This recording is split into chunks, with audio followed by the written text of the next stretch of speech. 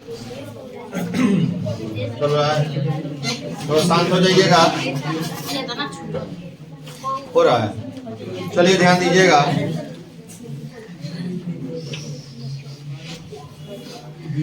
आज जो है विनोद कुमार शुक्ल का लिखा हुआ प्यारे नन्हे बेटे को, यहाँ देखेंगे यहाँ पे ये प्यारे नन्हे बेटे को विनोद कुमार शुक्ल का लिखा हुआ, ध्यान दीजिएगा, ये बड़ा इंपॉर्टेंट है। और ये जो देख रहे हैं विनोद कुमार शुक्ल का लिखा हुआ, इसका 10th क्लास में आपको याद होगा मछली शीर्षक पाठ, ठीक है ना। ये जो है विनोद कुमार शुक्ल का लिखा हुआ, ये आप देखे होंगे मछली शीर्षक पाठ में जो है प्यारे नन्हे बेटे को, उसमें जो है मछली में विनोद कुमार शुक्ल का आपने उसके भाई संतों के बारे में और डिटेल आपने देखा, उनके परिवार के बारे में। तो ये इतना बढ़िया जो है, मतलब एक बच्चे के बारे में। अच्छा, धीरे धीरे आप लोग समझ गए होंगे, बात नहीं कीजिए। तो ये पूरा का पूरा चैप्टर आपका बड़ा ही महत्वपूर्ण होने वाला है, इसको क्लियर करते जाएंगे और तब जाकर के आपको ऑब्जेक्टिव और सब्जेक्टिव दोनों का दोनों क्लियर हो जाएगा। विनोद कुमार शुक्ल का ध्यान दीजिएगा, इनके बारे में कुछ जान लीजिए, ध्यान दो, शांत हो जाइए। पहला तो इनको कौन कौन सा सम्मान मिला। रघुवीर सहाय स्मृति पुरस्कार 1992 में इनको मिला, जो भी इंपॉर्टेंट है इसको ध्यान देख लीजिए। दयावती मोदी कवि शेखर सम्मान इनको जो है 1997 में मिला। उसके बाद साहित्य अकादमी पुरस्कार 1999 में मिला, ठीक है ना। और इनकी मृत्यु का चर्चा हम नहीं करेंगे, क्योंकि जिस समय छपा था ये अभी तक जो है मतलब जीवित के रूप में अभी पता नहीं, तो डिटेल में इसमें किताब में बुक में है नहीं, ठीक है ना। चलिए, इनके बाद इनकी कुछ कृतियां जो कि 10th क्लास में भी जैसे कि हम बता चुके हैं।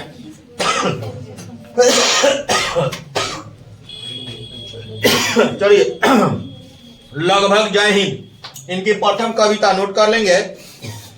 प्रथम कविता जो बच्चे ऑनलाइन में है वो क्या करेंगे, स्क्रीनशॉट ले लेंगे। लगभग जय हिंद, प्रथम कविता संग्रह इनका लगभग जय हिंद। दूसरा है वह आदमी नया गरम कोट पहन कर चला गया विचार की तरह। ये बड़ा इंपॉर्टेंट पूछा जाता है, वह आदमी नया गरम कोट पहनकर चला गया विचार की तरह। ये शीर्षक आपको 1981 में ऐसा जो है लगता है कि अरे ये तो गजब का बड़ा सा शीर्षक है, लेकिन ध्यान दीजिएगा कि वह आदमी नया गरम कोट पहनकर चला गया विचार की तरह, ये 1981 में इनका जो है प्रकाशित हुआ। सब कुछ होना बचा रहेगा 1992 में, ठीक है ना। उसके बाद अतिरिक्त नहीं 2001 में ये जो है, और नौकर की कमीज पूछता है किसका लिखा हुआ है, तो विनोद कुमार शुक्ल का लिखा हुआ, बड़ा इंपॉर्टेंट ये है जो। और पेड़ पर कमरा, ये जो है ये इनका इंपॉर्टेंट, ये सारे चीज इन्होंने जो लिखा, इसमें जो है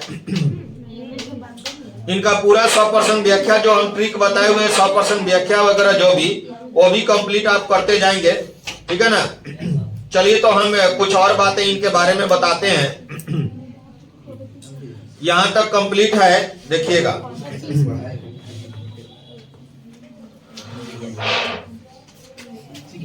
चलिए जरा सा बुक दीजिए। अच्छा, ठीक है। यहाँ ध्यान दीजिएगा, इनका जन्म जो है बुक में आप लोग देख रहे होंगे, यहाँ पे इनका जन्म जो है 1 जनवरी है ना 1937 में राजनांदा गांव छत्तीसगढ़ में हुआ। राजनांदा गांव छत्तीसगढ़ में हुआ था। उसके बाद ये निवास रायपुर छत्तीसगढ़ में करने लगे और इंदिरा गांधी कृषि विश्वविद्यालय में एसोसिएट प्रोफेसर थे। इंदिरा गांधी जो मतलब कृषि विश्वविद्यालय है उसमें एसोसिएट प्रोफेसर थे। और उसके बाद निराला सृजन पीठ में 1994 में 1996 तक अतिथि साहित्यकार भी रहे। और यही बात था, बाकी तो आप लोगों ने देखा। इनका जन्म राजनांदगांव छत्तीसगढ़ में और रायपुर छत्तीसगढ़ में निवास किए और इंदिरा गांधी कृषि विश्वविद्यालय में एसोसिएट प्रोफेसर रहे हैं, ये 94 से 96 तक, ठीक है ना। और इनको जो जो पुरस्कार मिला था वो चीज आपको यहाँ पर मेंशन किया हुआ है, आप देख लेंगे यहाँ पे प्यारे नन्हे बेटे को। तो चलिए यहाँ देखेंगे कि विनोद कुमार शुक्ल का लिखा हुआ है। विनोद कुमार शुक्ल का लिखा हुआ यहाँ पर शुरू करते हैं। यहाँ पे बच्चे का तो प्रेम पिता से तो रहता ही है, माँ से भी रहता है। तो चलिए यहाँ शुरू करते हैं। प्यारे नन्हे बेटे को कंधे पर बैठा। जब ये लेखक हैं उनके बारे में यहां बताया गया है, प्यारे नन्हे, ऐसे कंधा पर इसे खड़ा कर लिया जाता है ना बच्चे को, तो कह रहे हैं कि प्यारे नन्हे बेटे को कंधे पर बैठा लेने के बाद बच्चा क्या कहता है, पिताजी मैं तो दादा से बड़ा हो गया। मतलब आपसे बड़ा तो छोड़िए, देखिए उनकी हाइट की बात कर रहा है, बच्चा छोटा है उसको पता नहीं क्या है, अब वो क्या कर रहा है, अब कंधा पर बैठ गया पिता का, तो बड़ा हो गया ना। तो उन दिमाग में आ रहा है कि आपसे तो बड़ा तो ऑलरेडी है ही, दादा से भी मैं बड़ा हो गया, आपके पिताजी से भी मैं बड़ा हो गया। कंधा पर जो ही बैठा है, बच्चे का लालसा, बच्चा तो कुछ ही बोलेगा। और सुनना यह है, पिताजी को सुनना है बच्चा। अच्छा, कभी कभी कहा जाता है कि बाप का चप्पल अगर बेटे के पांव में आ गया तो बेटा फ्रेंड हो जाता है। बेटा को मारना, पीटना या ताने देना या जो कुछ करना पिताजी धीरे धीरे छोड़ देते हैं। वो क्या करते हैं, अब समझाते हैं। तो यहां पे ध्यान देने वाली बात है कि बच्चों को भी समझना चाहिए कि पिता का क्या मर्म है, पिता कितना परिश्रम से क्या कुछ आपके लिए किया है, आज इतना बड़ा पाल पोस कर दिया। तो पिताजी यही सुनना चाहते। देखिए प्यारे नन्हे बेटे को, यहां देखिए ये प्यारे नन्हे बेटे को कंधे पर बैठा, जब बैठाने के बाद बच्चा कहता क्या है, मैं दादा से बड़ा हो गया। सुनना यह है, ये बात देखिए, बच्चों की बातों को सुनने में बड़ा आनंद आता है। ये इतना मतलब मीठा, और जो कुछ बोलता है उसको तो पूरा क्लियर बात पता नहीं होता है। तो ये चीज आपको यहाँ पे एक चीज और यहाँ बताएंगे, प्यारी बिटिया से पूछूंगा, है ना, ये बताते हैं, बेटा की तो बात है, प्यारी बिटिया से पूछूंगा बतलाओ आसपास कहां कहां लोहा है। कभी कभी दिमाग में आ जाता है कि बच्चों के हम ज्ञान के बारे में कुछ पूछें, उसके पास क्या ज्ञान है, क्या ज्ञान अर्जित किया है और क्या बता रहा है। तो पिताजी को लगा कि चलिए एक बार क्या करते हैं, प्यारी बिटिया से पूछूंगा कि बतलाओ आसपास लोहा कहां कहां। एक चीज और देखिएगा, भिलाई जो है जहां पर लोहे की खदानें हैं, बलाडीला, वहां का ये पूरा का पूरा वृतांत है। तो लोहे की बात आती है, चूंकि पूरा लोहा जो है राउरकेला भिलाई टोटल का टोटल जो है, माने लोहे का पूरा जो है, वहां लोहा तो कर्नाटक में सबसे नंबर 1 पे है, दूसरे नंबर पर छत्तीसगढ़ है, तीसरे नंबर पर आपको शांत हो जाइए, तीसरे नंबर पर गोवा, ऐसे उड़ीसा और झारखंड, 5 आप दिमाग में रखेंगे। तो पूछते हैं कि प्यारी बिटिया से पूछूंगा कि लोहा कहां का है। तो अब दिमाग में बेटी का जो है क्या क्या आएगा, तो बेटी का कह रही है कि चिमटा, ये जो करकुल देख रहे हैं ना, करकुल, इसको करछुल बोलते हैं, करछुल, कलछुल, जो बड़ा वाला चम्मच टाइप का होता है, इसको करकुल। यहाँ पर देखिए, अब बच्चा तो कुछ भी बोलता है, लेकिन हम लोग समझ जानते हैं कि बच्चा क्या, चिमटा, करकुल, और जो सिगरी है, सिगरी जिसमें आग हम लोग जलाते हैं, सिगरी। अच्छा, सणसी, जिसको समसी लिखा हुआ, सणसी कि सांकल जो हम लोग दरवाजे में जो कील लगाते हैं, सांकल। और कब्जा, ये जो दरवाजा देख रहे हो ना, तो इसमें कब्जा जो है, मैंने बच्चा का दिमाग है, वो सब बता रहे लोहा कहां कहां है। अब तुमसे पूछा जाएगा लोहा कहां कहां है, तो ये तुम नहीं बताओगे, तुम कहोगे लोहा कर्नाटक में है ना, छत्तीसगढ़ में, झारखंड में, उड़ीसा में, गोवा में। लेकिन बच्चा क्या बोलेगा, बच्चा आप पूछेगा लोहा कहां कहां पाया जाता है, तो वो चट बता देगा। क्या वो बताएगा कि जो है, पूछेगा तो बोलना 9:30 10:30 10th क्लास का जो। चलिए अब जो है ये 9:30 10:30। चलिए अब रहा बात कि यहाँ पर चिमटा, तुम लोगों से पूछेगा तो यही जवाब दोगे, लोहा कहाँ कहाँ है, तो कहा चिमटा, करकुल, सिगरी, समसी, दरवाजे की सांकल, कब्जा, खीला, दरवाजे में जो फंसा हुआ है, खीला होता है ना दरवाजे में फंसा हुआ, बोलेगी झटपट, पिताजी को मालूम यही सब जवाब देगी। बेटी को पूछेंगे, अब देखिए, अब बेटी को थोड़ा और ज्ञान की बातें बताने की बात है तो कुछ और बोलेगी, इसी तरह पूरा दिमाग में बैठाएगी कि और इसी तरह घर भर मिलाकर धीरे धीरे सोच सोच कर एक साथ ढूंढेंगे। क्योंकि ये दूसरा नंबर है, ये दूसरा यहाँ पर, हाँ इधर उधर हो गया। तो रुक कर वो फिर याद करेगी और कहा, और का पिताजी बोले अरे इतना ही करकोल शमसी ये सी समय है सिगरी में, तब फिर याद करेगी। बेटी थोड़ा सा दिमाग पे छोटा दिमाग बोझ डाल के थोड़ा सा याद करेगी। एक तार लोहे का लंबा, दिमाग में आया बेटी का, अरे ये तो और जगह लोहा है। एक तार लोहे का लंबा लकड़ी के दो खंभों पर, इधर एगो खंभा एक उधर खंभा, और बीच में क्या है, तार है लोहे का, तना बांधा हुआ बाहर, बाहर जो है दरवाजे पर क्या हुआ है, बांधा हुआ है, जिसको अलमानी बोलते हैं, है ना। सूख रही जिस पर भैया की गिल्ली चड्डी। बच्चा छोटा, बच्ची जो बेटी है छोटी है, और थोड़ा सा उनका जो बेटा है थोड़ा सा बड़ा है। तो दिमाग में आ रहा है लड़का, दिमाग में आ रहा है, करे एक जगह तो और लोहा है, वो जो अलगनी है ना जिसमें भैया गिल्ली चड्डी सूख रही है, वो भी तो लोहा का है। याद करके इसको याद आ जाता है एकाएक। अब फिर एक सेफ्टी पिन साइकिल पूरी, सेफ्टी पिन जो है वो भी देख रही है बच्ची, तो ये भी तो लोहे का है। अब पूरी साइकिल भी ये लोहे की है, ध्यान दीजिएगा। इधर तो देखें, इधर उधर हो जा रहा है। चलिए, फिर आसपास वो ध्यान करेगी, सोचेगी और दिमाग लगाएगी कि कहां कहां है ना। दुबली पत्र हरकत में तेजी की, कितनी जल्दी जान जाए वह आसपास कहां कहां लोहा है। एकदम सतर्क हो जाती है, फटाफट चारों तरफ देख रही है कि जल्दी से जान जाए। पिताजी पूछे जल्दी बता दे कि कहां कहां लोहा है, कहां कहां लोहा पाया जाता है। तो ये तो यही सब बात करेगी ना, ये जो है कहां कहां लोहा है। उसके बाद अब पिताजी याद दिलाएंगे कि जैसे सिखलाऊंगा बिटिया को, याद दिलाऊंगा, और सोचो ना कहां कहां है, कुछ और बताओ।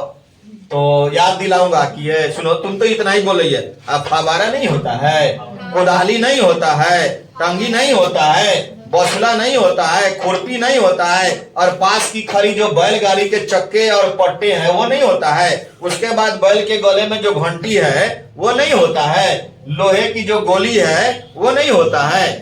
पिताजी क्या कर रहे हैं, उसको याद दिला के कहते हैं, सिखला रहे हैं कि ये सब भी क्या होते हैं, लोहे के होते हैं। कितना प्रेम और कितना प्यार बच्चों के बीच में, ऐसे नहीं डांट फटकार है। तुमको बोले कहां पाया जाता है, तुम ये सब बता रहे हो, तुमको जहां पाया जाता है वहां ना बोलना चाहिए। लेकिन फटकार नहीं रहे, उसके ज्ञान में वृद्धि कर रहे हैं, उसके जो है ये बता रहे हैं कि पिताजी मैं याद दिलाऊंगा कि जैसे सिखलाऊंगा बिटिया को, फवारा कुदाली है ना, फवारा जो ऐसे नहीं फोड़ा जाता है उसको फवारा बोलते हैं, कुदाली, टंगिया, बसुली, खुरपी, ये सारा का सारा जो है, ये जितना भी देख रहे हो, ये सभी टंगी, बसुली, खुरपी, ये सब क्या है, पास में जो बैलगाड़ी खड़ी है उसका चक्का का जो पट्टा है, जो रिंग लगा हुआ है, वो भी तो लोहे का है। अब बैल के गले में जो घंटी है वो जो कांसा है, कांसा जो होता है ना, जो ब्राउन जिसको बोलते हैं, जो मिश्रित धातु होता है, वो भी है। लोहे की गोली भी क्या है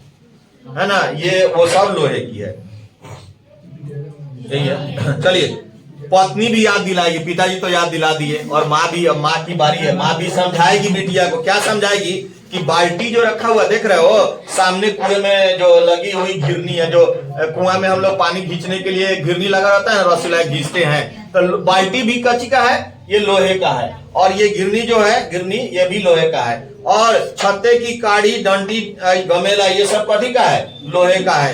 हंसुआ, चाकू, हंसिया बोलते हैं, चाकू। अच्छा, ये भिलाई और बलडीला की बात करें, इस जगह का नाम है जहां पे लोहा का टीला टाइप का, मतलब खतान है। तो बहुत बता रही है बेटिया को, माँ बता रही है कि भिलाई और बलडीला जो है, यहाँ पहले ही बता दिए कि उस जगह का है भिलाई का। यहाँ पर राउरकेला, भिलाई और बलडीला की बात करें, यहाँ पर जो है लोहे की बहुत सारा ये उत्पादन यहाँ सबसे ज्यादा यहाँ पर होता है। इसका जो है चर्चा यहाँ पर विनोद कुमार शुक्ल किए हुए हैं। और जगह जगह लोहे के टीले, कहाँ का, भिलाई और बलडीला में जगह जगह लोहे के टीले हैं, वो सब जो है क्या है, लोहे का है। इस तरह से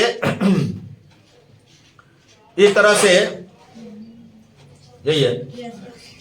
इसी तरह घर भर मिलकर, इसी तरह सब कोई मिल जाते हैं, धीरे धीरे सोच सोच कर एक साथ ढूंढो कहां कहां लोहा है। अब और लोग दिमाग लगाओ, और दिमाग लगाओ, घर में घूमो, सोचो कि लोहा कहां कहां है ना। इस घटना से उस घटना तक कि हर वो आदमी जो मेहनत कश। एक और बात जान लीजिए, यहां पर एक संदेश देना चाहते हैं विनोद कुमार शुक्ल। हर वह आदमी जो मेहनत कश है, जो मेहनत करता है, परिश्रम है, परिश्रम करता है, वो क्या है? वो भी लोहा है। वो भी क्या है? बात नहीं करो। वो भी क्या है?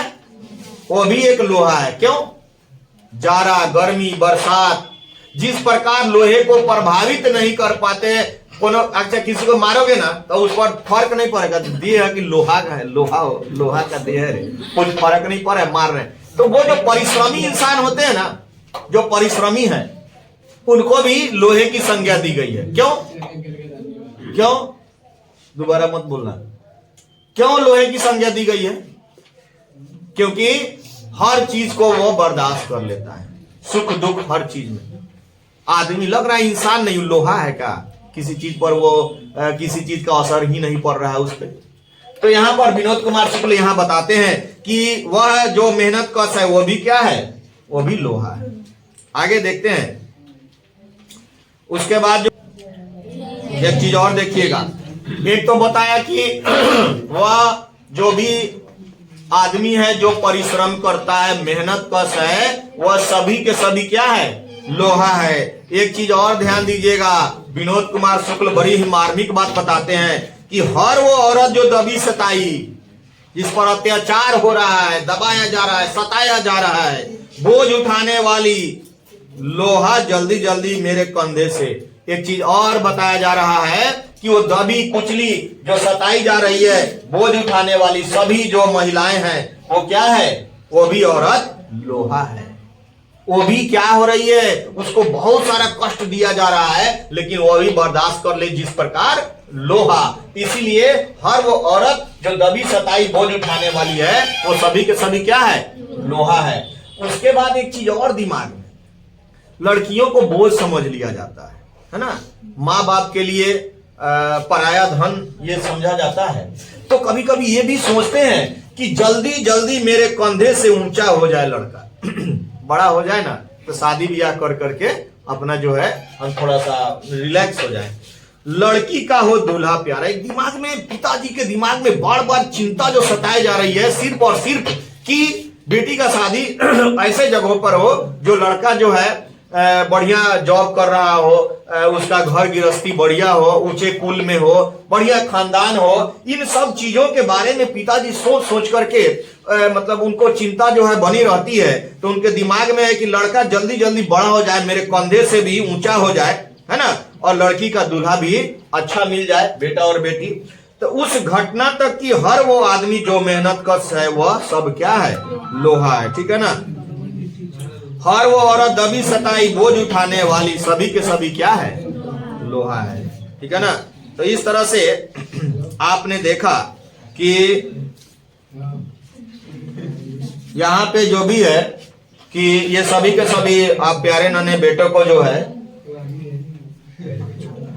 तो ये आपने इसका डिटेल देखा। अब इसका ऑब्जेक्टिव सब्जेक्टिव इसके अगले वीडियो में आपको मिलेगा, और इसके बाद 2 चैप्टर और मिलेंगे, और हिंदी का संपूर्ण भावार्थ सारांश सब कुछ आपको डिटेल में वीडियो में ही प्रोवाइड कर लीजिएगा।